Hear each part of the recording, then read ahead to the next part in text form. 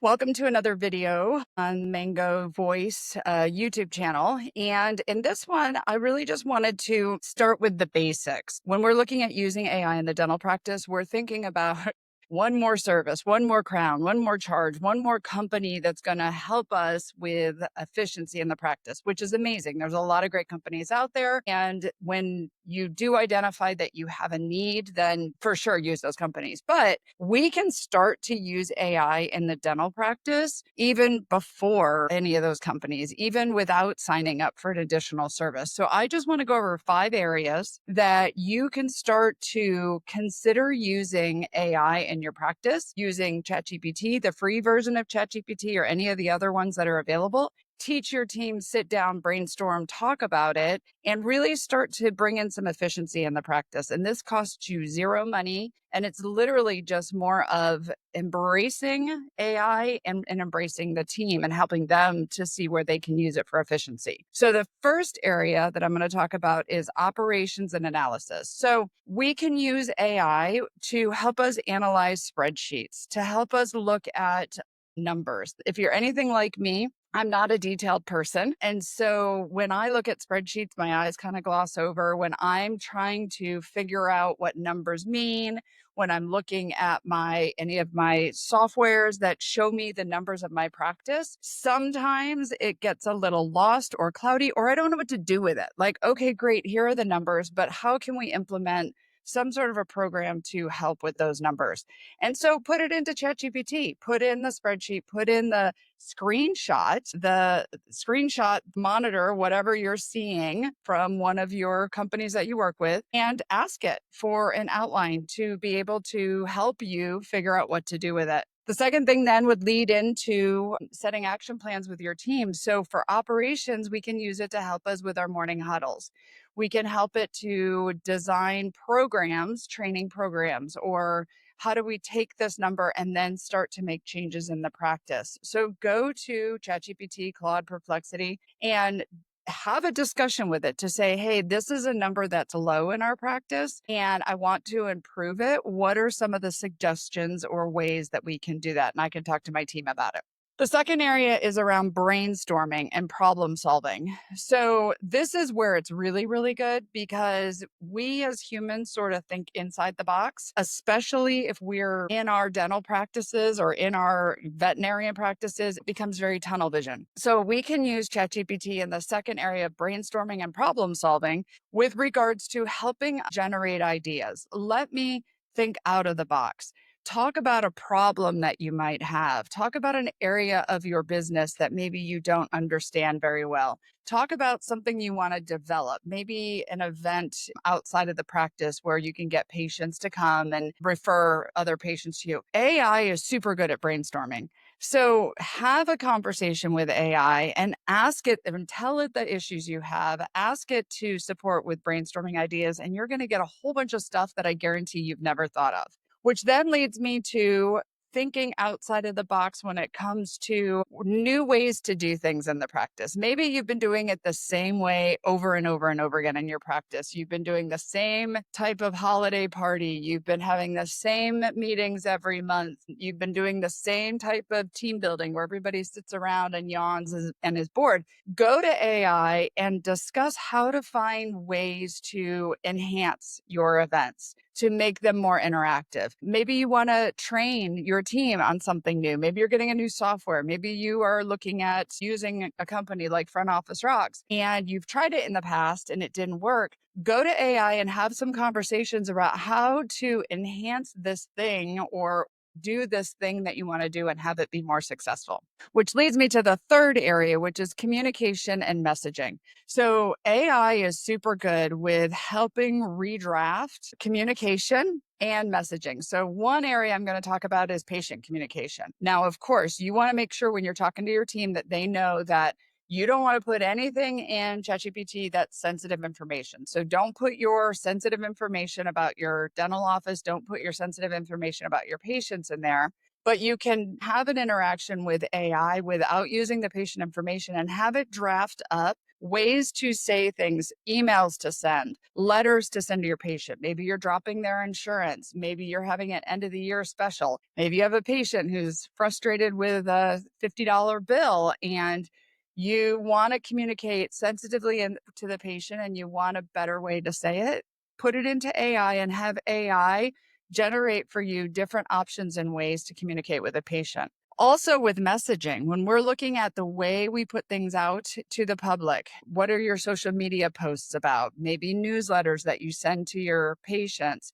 How we message, you can totally do that. And you can develop an entire year-long social media messaging campaign on all of the topics you want to talk about within AI and develop it to hand it over to your team or your marketing company and say, this is the messaging that I want to go out for our practice. The last part about this, when it comes to communication and messaging, is it's a great tool to help your team get better at communicating, get better at skills that they might need to be better at doing. So you can use AI to help role play, help the team members have a place to go to ask questions. I actually personally feel that humans are going to be more willing to go to AI and ask a dumb question than they are another human. Allow your team to do that. I mean, think about yourself as a new employee in a dental office. When we start talking about codes and surfaces and numbers,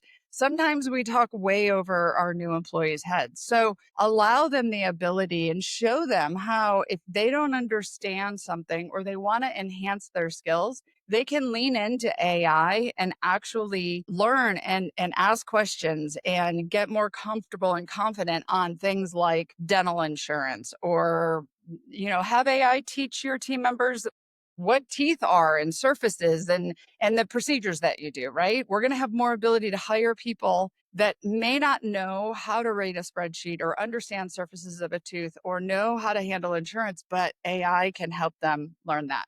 Which leads me to the fourth area, which is education and training, which is, I was in communication, now we're in education. So education and training is huge. I'm actually working on developing right now videos that are training videos that are made by an avatar. Like, I literally put a script into the software and an avatar, a human version, a looking version, can teach somebody watching the video the things they need to know about your dental practice or about your veterinarian practice, the things that they need to know about their position or what you expect in your office. So lean into the idea that we don't have to sit next to a human to human all the time now and teach them all the things of their jobs. If we take our humans, show them how AI can do these things, maybe not make fancy videos yet, but maybe use something like Scribe, something that can actually write out how to do something by just watching the screens, or take screenshots. So let's say you're teaching software.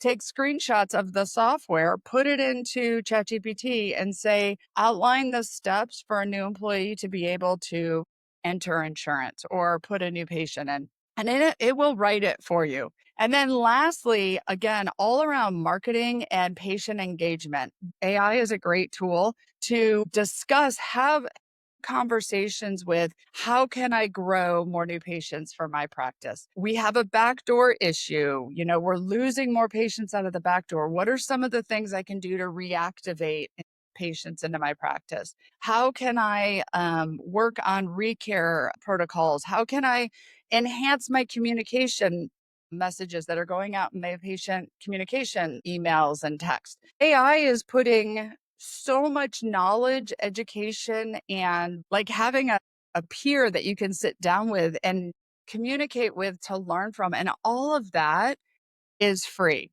So a couple tips I want to definitely make sure I point out here. So the first thing is, it is always better if you lean into one of these to buy the paid version when you decide which one. I mean, I think ChatGPT is like $20 a month.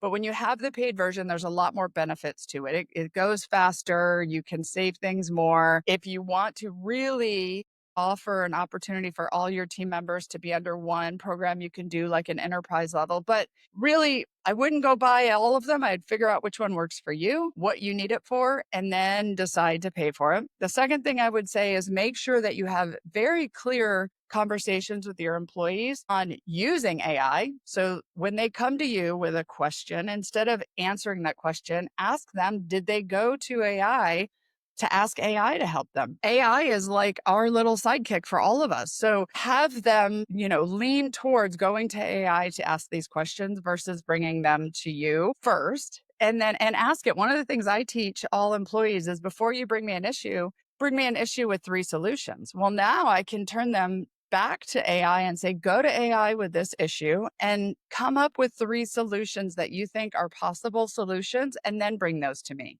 The other thing, though, is also guiding your employees on what not to do with AI, to being very careful with AI, because again, this is, what you put in AI is out in the universe. So you want to make sure that your team members understand the guidelines of what to do with AI and what not to do with AI. And then the other thing I would say is that ChatGPT or whatever different, Claude, Perplexity, whatever, there's no guarantee that what you put in there is going to stay. Tomorrow, OpenAI could change their platform and everything is gone. So I always, always, always recommend 2 things. First of all, when you are starting to use AI, keep the conversation of whatever the subject is in the same folder, in the same file, in the same place. Don't go over here and ask it, how do I keep my flowers alive a week longer? And in the same conversation, ask it how to run your dental practice. Have one conversation going about your dental practice, have one conversation going on about your garden, because it's going to remember and start to learn the things that you want to know based off of the topic. The other thing I would say is when you do get something that you like or that you're working on, copy and paste it and put it into your preferred place to save things. So whether it's a Google Drive, or if you've got something on your desktop, wherever you keep your standard operating procedures, wherever you keep your policies, however you do that, copy and paste things out of AI and put it where it should go into your network or on your computer or in your phone or whatever, because what's in AI may not be there tomorrow. So follow along, subscribe, ask questions below. I love working with AI, as you can tell. And my goal here is to help offices, people embrace it more, know how to use it, to educate along the way. So I would love to hear your comments. Please subscribe, share this, whatever you got to do, hit the bell, all the things. And when I see more conversations coming in and questions on topics, I'll come back and get more in depth in each one of these. But in the meantime, you don't have to necessarily go buy the newest, latest, greatest thing. All I suggest is just start. If you just start, you're going to be ahead of the curve. You're going to be more open to growing, and it's going to be efficient for your business now. So make the leap. If you haven't been doing it, hopefully I've generated some ideas for you to get started in your business.